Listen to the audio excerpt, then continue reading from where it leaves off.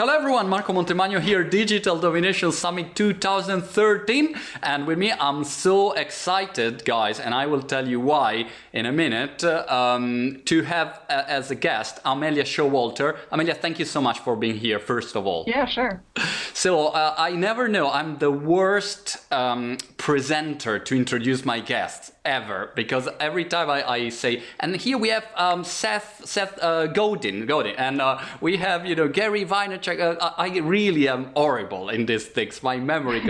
But Amelia, I was following you because I started to read a lot of interesting articles at the end of the Obama campaign, the last Obama campaign, and you were following all the digital analytics and specifically, from what I understood, all the testing on email, so all the email marketing strategies. And when I was reading, I was really fascinated. And here is the reason why I'm so excited to have you here today, because I'm a tech entrepreneur and I do tons of email campaigns, and every time I think, gosh, but what really will work? I mean, if I change the subject, if I send it on Monday or Friday or this time at that time, does a text email work better or a nice beautiful email? And how can I increase my open rate? How can I increase my click-through rate, and so on? So that's why when I saw the chance to invite you, I was immediately going for it, and you were very, very friendly to immediately accept the invitation.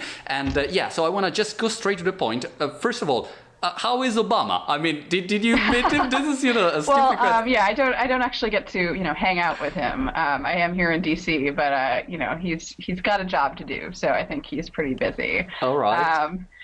Yeah, I mean, I was the director of digital analytics on the Obama campaign this last cycle in 2012, and so a lot of what that meant was I was helping the digital department do their job more efficiently. That includes the website, email program, social media, text messaging, things like that. So, I was on the campaign staff, okay, not the White House staff. We actually have sort of a difference between those two groups in the U.S. All right. And what kind of tests you were running as a general overview? Well, everything on our website was tested, through split testing, and we had a very talented, web development team that did all of those tests. My job primarily ended up being about email testing. Right. We raised a lot of money. We did a lot of, small dollar fundraising on the Obama campaign, and most of that came through email. When we're doing online fundraising, it's mostly about email. And so we would do a very extensive testing on our email. So, which meant, for every national fundraising email that we sent out, we would have 4 different drafts, or sometimes 6 different drafts, and each one would have 3 different subject lines.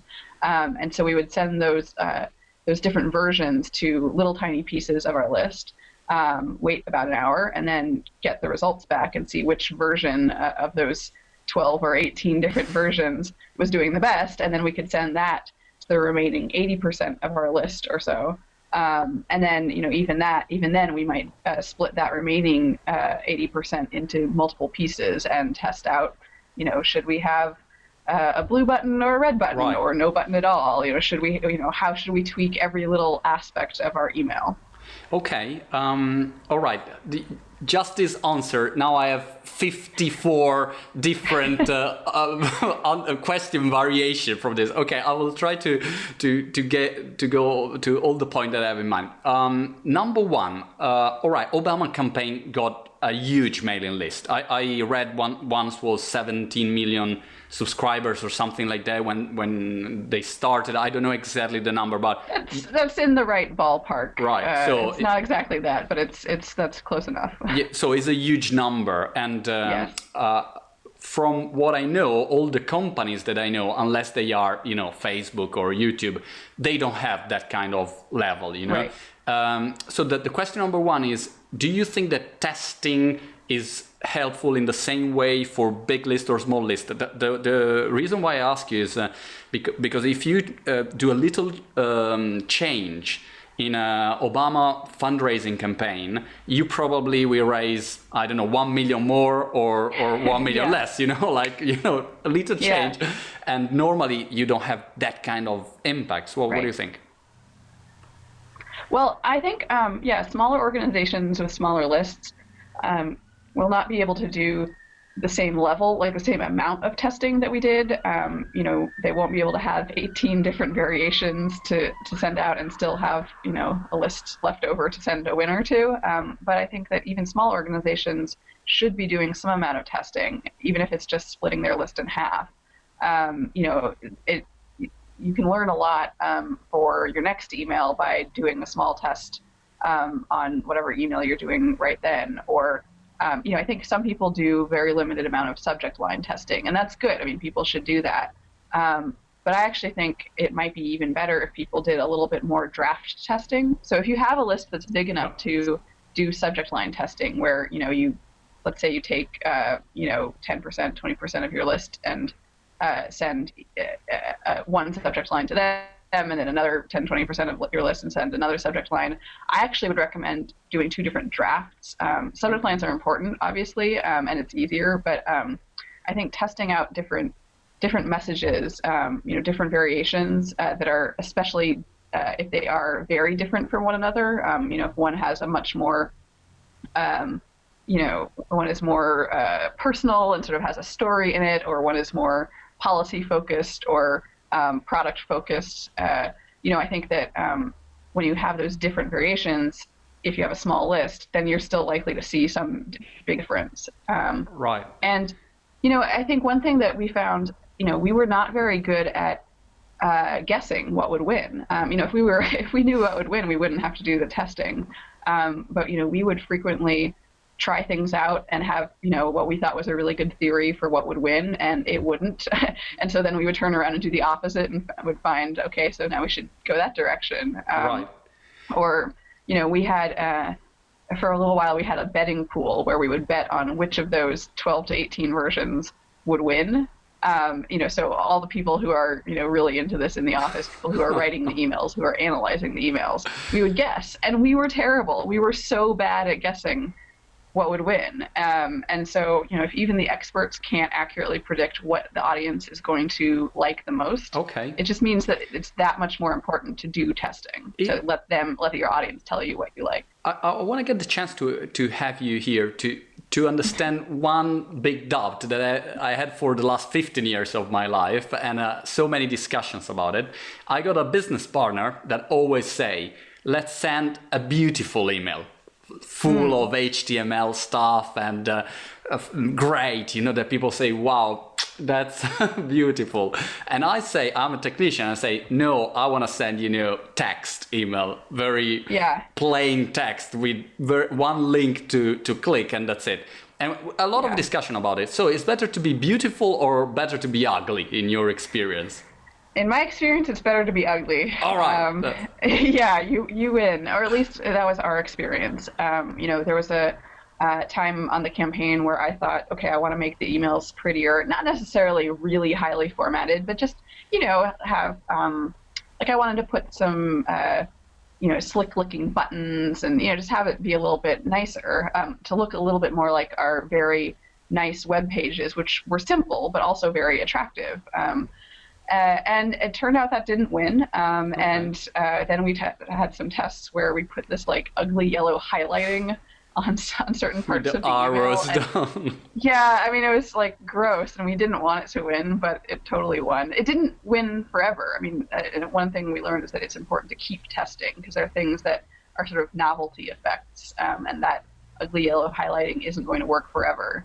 But we did, you know, generally find that plainer emails did better. And, you know, maybe that won't be true forever. I mean, I think that part of the reason I think plain emails do well now is that there's just too many people that are doing these highly formatted, you know, too many boxes and pictures and everything. And so that people just kind of tune that out. And so if everybody then switched to really plain emails, then maybe it would be good to be the one with a, you know, very formatted email.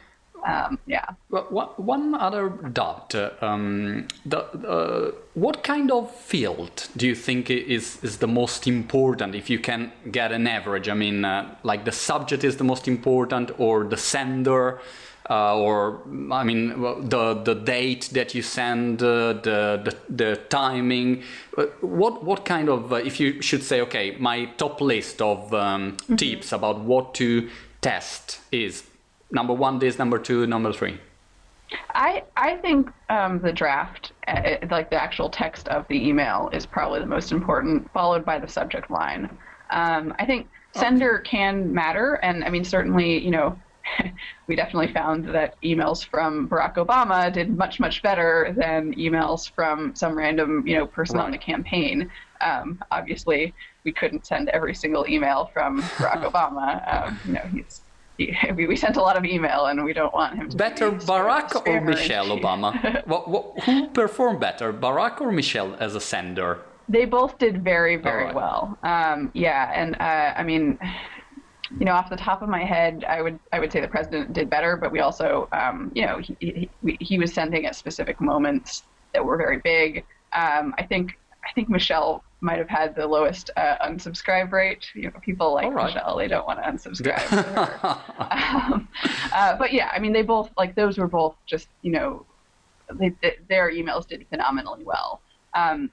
So I think, I mean, sender obviously does matter. And it's, you know, but I think that if the choice is between, you know, a sort of small variation or two unknown senders, I don't think that you're going to get the most lift from that. Obviously, you have, you know, a celebrity or a president. Right. You'll get a lot of lift there. But I think just the, you know, basic testing the text of the email, testing, you know, having these different flavors.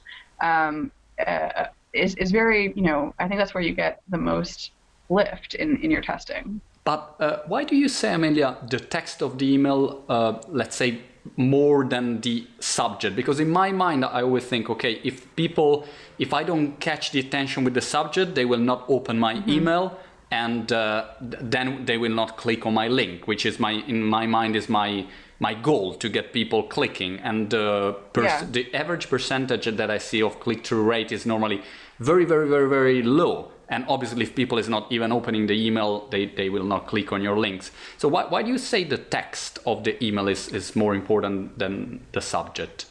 Well, it might depend on, you know, it might depend on what you're trying to get them to do. So, you know, we were trying to get people to donate. Yeah. And so, I mean, yes, I think it is very important. I mean, obviously, you have to have people open the email before anything else. But, you know, what's actually going to motivate them to click on the link and donate some money, I think has more to do with the message that they see once they get into the email. And so, you know, yes, I mean, ideally you'd be able to test both, and that's what we did. We had enough lists to test both subject line and email, so we could get the best combination. But I think, you know, to get people to actually take that action of getting out their wallet and giving us some money, it's more than just a subject line. Like that requires more of a good pitch.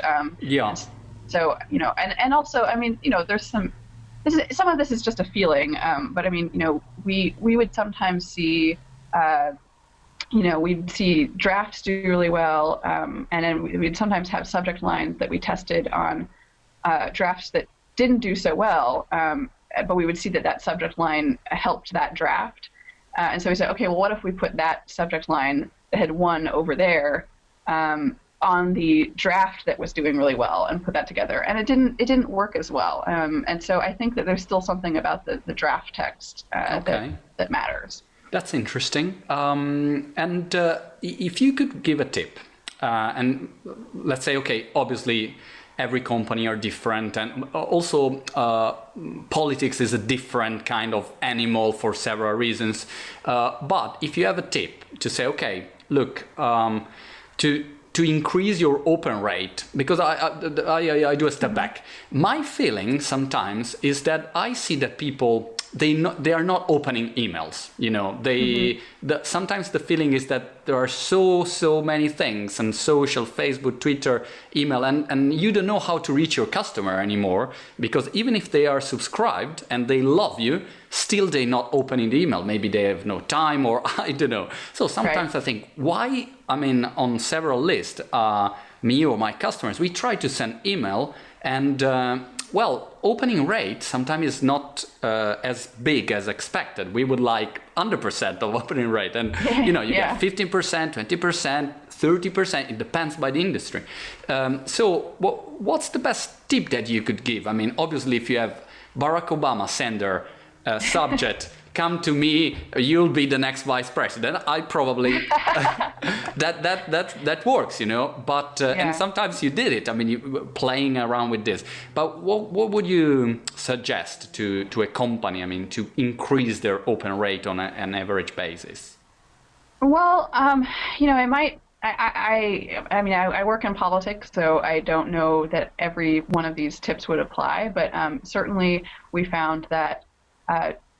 Sort of shorter and less formal subject lines worked better for us. Not always, not 100% of the time, but, in general, our best subject line overall was, hey. And, so we had emails from the president, and we would test out all sorts of subject lines. And just what was the subject line, hey, like that did really, really well. Subject? No, hey. Come on, serious. Yeah. Only hey. Just I'll try. Hey. I'll try. When we finish the interview, I'll send an email with this. And that's why I say, maybe that only works for Barack Obama. Yeah. I mean, you get the president of the United States sending an email that says, hey, and, maybe that's a special combination, but it's something where, we tried that out, I think, all the way back in 2011, and it did incredibly well. And so then, a few months later, we tried it out again, thinking that, hoping that people had sort of forgotten that we'd already used that as a subject line. Okay. And it did really well again. And so, we eventually we started using that as a subject line, I don't know, like once a month or something. Because it just, I think the only time I ever saw it lose was an email where we personalized. So, we inserted the person's name, like first name, into the subject line. Okay. But that also is something that's kind of informal, although, it might not work as well for businesses, because businesses use that so much. And so it was more of a novelty for our audience to see the president, putting with your name in the subject line. But yeah, I think less formal, tended to be better, like things where it felt like there was a real person behind there. There were some emails where we had a little bit of light swearing, like, hell yeah, I like Obamacare, or I'm gay for Obama. Or something. No, we never went really blue. I mean, we didn't do anything that was really offensive, but I think those succeeded because it felt like a real person was talking rather than just kind of a focus group. Right. Let's talk about unsubscription. Every time I got someone unsubscribing, I feel like, a pain. I on one side, I want to write and say, hey, why are you unsubscribing? I mean, and on the other side it's difficult to understand why he is unsubscribing. So one question is about how many emails, because obviously Obama campaign sent tons of emails. I mean, I was one of subscriber, and I had to study all the emails. So, gosh, every 2 seconds an email, and But the question is, why did you send so many emails? And did you find any pattern in the unsubscription? I mean, if you send someone so many email, will unsubscribe more, but then you get more subscribers on the other way. What was the ratio behind that? So we did a big test to determine how much email we should send, and basically the answer was send more email. We got more donations the more email we sent. Okay. We did also get more unsubscribes the more email that we sent, but the relationship was linear in the sense that you send more emails, you get more unsubscribes, but we didn't find that it spiraled out of control. So it made sense. Sorry, my computer just went out for a second. So it made sense to send more email, but on the other side, because you probably also had subscribers keep coming, right? Yeah, yeah. And I mean, if we get more donations, then we have more flexibility to be able to, run ads to acquire more email addresses or, things like that. It made sense for us. Of course, we're a different case. I mean, we had an end date. We didn't have to think about, years and years more of emails. And so, we had a different situation than businesses might have. I will say, though, I think people would do well if they're worried about their unsubscribes. Go into the data and look at who is unsubscribing. One thing we found was unsubscribe rates were highest among people who had just joined the list, and usually that was people who had just made a donation. Maybe they weren't on the email list before. They came to the site wanting to donate. They give us a little bit of money. And that puts them on our email list, but they never wanted to be on our email list. They just wanted to donate some money. And so, when they unsubscribe, I mean, yes, that is sad. Like we want people to stay on the email list. But in some senses, we were never going to have those people as subscribers. I mean, they never wanted to be on the list in the first place, and there's nothing you can do about that. Right. So, I mean, if you find that, you're getting unsubscribes from your best users who have been on the list for a while and then all of a sudden they're unsubscribing, yeah, that would be a problem. Okay. But I think that some amount of unsubscribes, it's just inevitable. And I think people worry about it too much. Okay. Just a couple of questions more and then I'll let you go. First one is just a silly technical curiosity.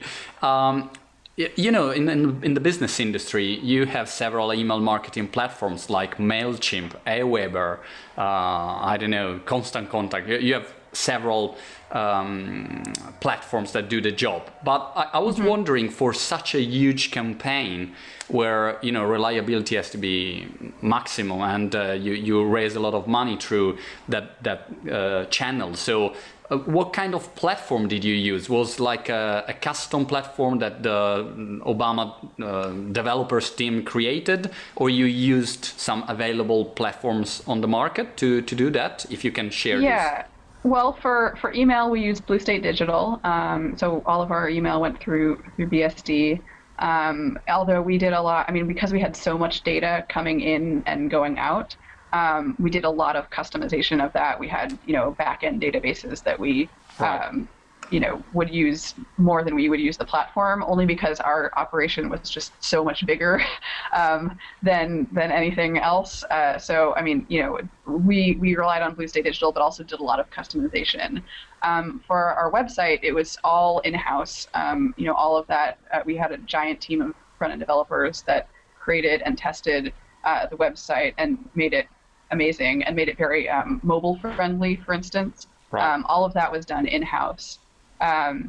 We for analytics, we would use Google Analytics. We would use our own custom built tools. We used we also had such a huge staff that it was easy to end up using lots of different tools because different people were doing different things. Right. Amelia, last question that I asked to all the speakers at Digital Domination Summit. Do you have 3 apps or 3 websites or 3 tools that you use for business and you absolutely recommend? Because I think always that tools are shaping the way people work. Do you have a personal top 3 list? Well, for the campaign, when we did testing on our website, we would do split testing with Optimizely. So Optimizely was developed by someone on the first Obama campaign in 2008. Okay. And now is a company that lots of people use, including actually the Romney campaign also used Optimizely. And we had a really good experience with that in terms of website optimization. So I would recommend that. It's very user friendly. I think that it's a good system for web testing. I liked Blue State Digital for our email. I think every platform has its quirks, but we were able to send that many emails per day and get pretty good results. And then, I guess the last thing, this isn't so much a suggestion for a specific platform, but on the Obama campaign, we developed this quick donate system where people could save their payment information, so by saving their credit card, it meant that we could send them emails with links where they just click on the link and that's it. They're done. They've already donated, and it was phenomenally successful. I mean, we really got people to donate more frequently. People were more excited about it, and I think that kind of saved payment information system is going to become more and more prevalent. I mean, obviously Amazon already has one click. But and in the political world, there are now, Blue State is offering it, and I think other platforms are going to be offering it. And so, regardless of whether you build that in-house or get a tool to do it, I think saved payment information is a very good thing. Very interesting. Amelia, thank you so much. Amelia Showalter, good luck for everything. I'll test immediately your tips and your suggestions. Thank you so much. Yeah, do a subject line that says, hey.